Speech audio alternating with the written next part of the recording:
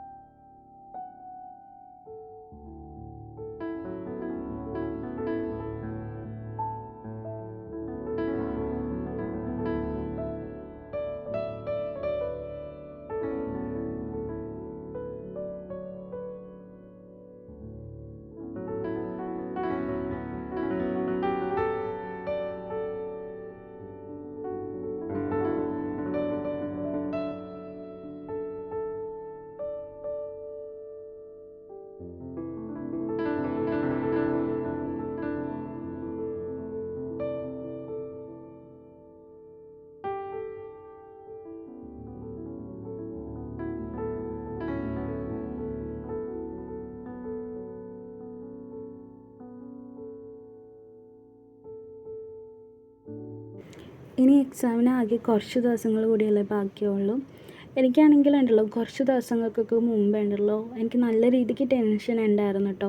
Exam അടുക്കാണ്, ഇത്രയും വലിയൊരു competitive എക്സാമാണ്. പിന്നെ ഞാൻ ഒരു പ്രാവശ്യം പ്രിലിംസ് എഴുതിയപ്പോൾ പാസ്സായില്ലല്ലോ. സോ അതൊക്കെ ഓർത്തിട്ട് നല്ല രീതിക്ക് എനിക്ക് ടെൻഷൻ ഉണ്ടായിരുന്നു. ടെൻഷൻ അടിച്ചിട്ടാണെങ്കിലോ പഠിക്കാൻ പറ്റാതെ ഇങ്ങനെ നമ്മൾ ചിന്തിച്ചുകൊണ്ടിരിക്കില്ലേ.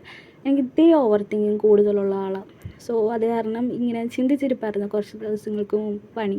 പിന്നെ ഞാൻ വിചാരിച്ചു ഇപ്പം നമ്മളൊരു കാര്യത്തിന് പേടിച്ച് അവിടെ നിന്ന് കഴിഞ്ഞിട്ടുണ്ടെങ്കിൽ നമുക്ക് ജീവിതകാലം മുഴുവൻ അവിടെ തന്നെ നിൽക്കാനേ പറ്റുള്ളൂ. നമ്മുടെ കൂടെ ഉള്ളവരൊക്കെ നമ്മളെക്കാളും മുന്നേറി പൊയ്ക്കൊണ്ടിരിക്കും. കാരണം ആ ഒരു സിറ്റുവേഷൻ അവർ ഫേസ് ചെയ്യുന്നുണ്ട്. നമ്മളെപ്പോഴും ആ ഒരു കാര്യത്തിനെ പേടിക്കുന്നതുകൊണ്ട് തന്നെ നമ്മൾ അവിടെ തന്നെ നിൽക്കേണ്ടി വരും. പിന്നെ ഞാൻ വിചാരിച്ചു ഞാൻ ഒന്നും ചെയ്യാതെ അതിനെപ്പറ്റി വിഷമിക്കുന്നതിനേക്കാൾ നല്ലത് എത്രയോ ഭേദമാണ് ഞാൻ അതിനു വേണ്ടി എഫേർട്ട് ഇട്ടിട്ട് അതിനെ ഫേസ് ചെയ്തിട്ട് ചിലപ്പോൾ തോറ്റു പോകണമെങ്കിൽ അങ്ങ് തോക്കട്ടെ എന്ന് ഞാൻ വിചാരിക്കും. കാരണം ഞാനതിന് വേണ്ടി എഫേർട്ടെങ്കിലും ഇട്ടല്ലോ, അതിനെ പേടിച്ച് മാറി നിന്നില്ലല്ലോ.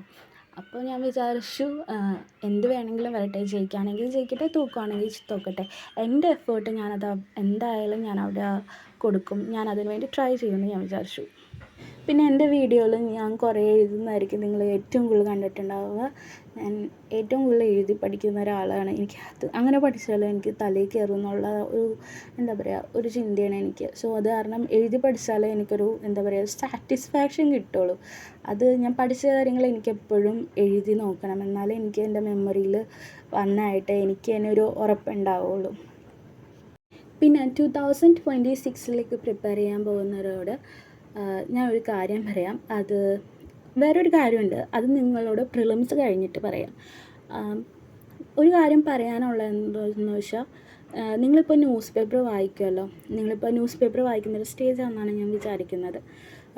അപ്പോൾ എന്താണെന്ന് വെച്ചാൽ നിങ്ങൾ ഇൻ്റർനാഷണൽ ന്യൂസസിൽ നിങ്ങൾ വായിക്കുമ്പോൾ അതിൽ ഓരോ രാജ്യങ്ങളെക്കുറിച്ചും പറയുന്നുണ്ടാവുമല്ലോ, ന്യൂസിൽ വരുന്നുണ്ടാകും. ജസ്റ്റ് ഏതെങ്കിലും ഒരു കുഞ്ഞു ബുക്കോ ഒരു ഡയറിയിലോ ആ ഒരു രാജ്യം ആ ഒരു കൺട്രി എത്ര പ്രാവശ്യം വരുന്നു എന്നുള്ളത് ജസ്റ്റായിട്ടൊന്ന് നോട്ട് ചെയ്ത് വെക്കുക. പിന്നെ എന്തുകൊണ്ടാണ് ആ രാജ്യങ്ങൾ ന്യൂസിൽ വന്നതെന്നും നിങ്ങൾ ജസ്റ്റായിട്ടൊന്ന് നോട്ട് ചെയ്ത് വെക്കണം കേട്ടോ. കാരണം ഏറ്റവും കൂടുതൽ ഇമ്പോർട്ടൻസ് കൊടുക്കേണ്ടത് എന്തെങ്കിലും അതായത് യുദ്ധങ്ങളുള്ളത്, പിന്നെ സിവിൽ വാർ നടക്കുന്ന പ്ലേസസ്, അങ്ങനത്തെ സ്ഥലങ്ങൾക്ക് ഏറ്റവും കൂടുതൽ ഇമ്പോർട്ടൻസ് കൊടുക്കുക.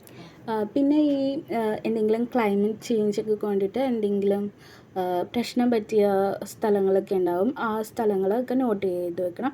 ഏറ്റവും കൂടുതൽ ഇമ്പോർട്ടൻസ് ഈ സിവിൽ വാർ നടക്കുന്ന സ്ഥലങ്ങൾ, പ്ലേസസൊക്കെയാണ്.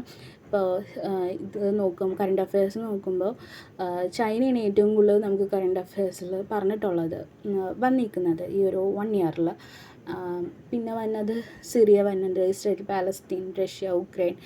ഈ സിറിയ ഭയങ്കര ഇമ്പോർട്ടൻ്റ് ആണ്. കാരണം എന്താണെന്ന് വെച്ചാൽ സിറിയയിൽ ഒരു പാലസ്തീൻ്റെ ഒരു റെഫ്യൂജി ക്യാമ്പ് സിറിയയിൽ നടക്കുന്നുണ്ട്.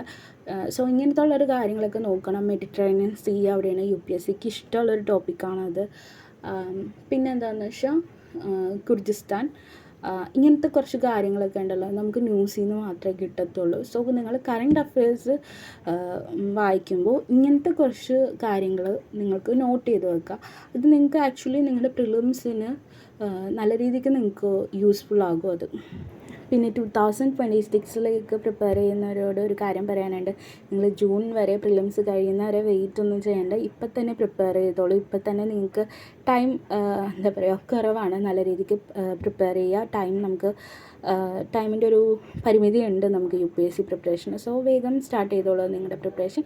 സോ അത്രേ ഉള്ളൂ ഇന്നത്തെ വീഡിയോ. അടുത്തൊരു വീഡിയോ ആയിട്ട് കാണുന്നവരെ ബൈ, ടേക്ക് കെയർ.